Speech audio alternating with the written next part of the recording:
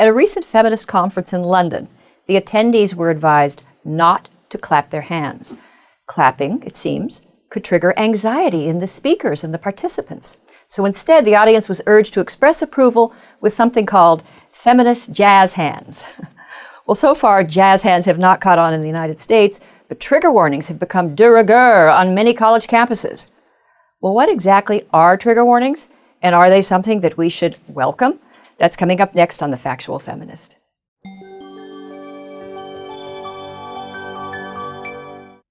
Now, trigger warnings developed in the feminist blogosphere, and typically they appeared at the beginning of articles to alert readers to potentially upsetting content about sexual assault or other violence. And these were thought that they could trigger traumatic memories in survivors.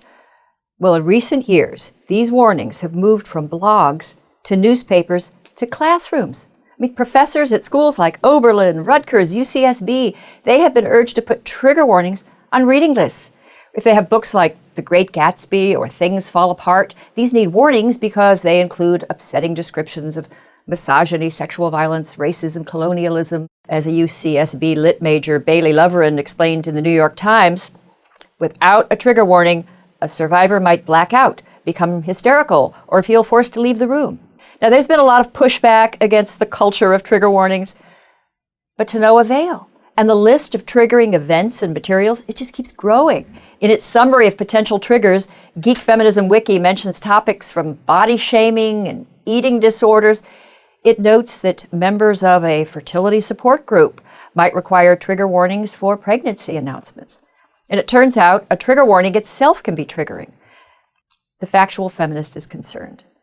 I don't view trigger warnings as a wholesome development for so many reasons. I'll mention three. First, trigger warnings have no basis in scientific fact. Richard McNally is a Harvard psychologist and expert on anxiety disorders, and he recently published a review of the relevant research which suggests that these warnings do more harm than good.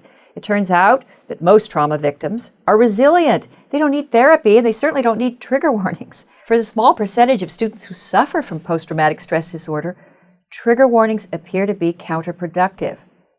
Avoidance, says McNally, reinforces PTSD, and conversely, systematic exposure to triggers and the memories they provoke is the most effective means of overcoming the disorder. Now, second objection.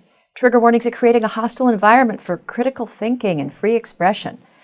Professors at leading colleges and universities now have to carefully scan their classroom materials for anything that might conceivably make a student uncomfortable. A Harvard law professor, Jenny Suk, recently published an article in The New Yorker about how law school students are now demanding trigger warnings for any discussion of sexual violence, and some are saying that this shouldn't be taught at all, too upsetting, too disturbing. Another professor wrote about his fear of accidentally saying something insensitive and unleashing a mob of aggrieved students, carrying mattresses to your office hours, or starting a Twitter petition demanding you chop off your hand in repentance. Now, it's the custom on some campuses for traumatized students to gather in survival circles, where they give each other shoulder massages and share feelings and offer mutual support. The classroom is not massage therapy. It's not a feeling circle. It's supposed to prepare students for life and its inevitable challenges.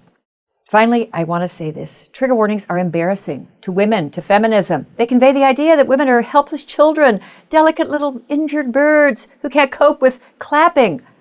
When Brown University hosted a debate about statistics on sexual assault, activists provided a safe room for students who were triggered by the presence of a speaker who would invalidate their experience. Now, as Judith Shulevitz described in the New York Times, these safe rooms come equipped with cookies and coloring books, bubbles, Play-Doh, calming music, pillows, blankets, even a video of frolicking puppies.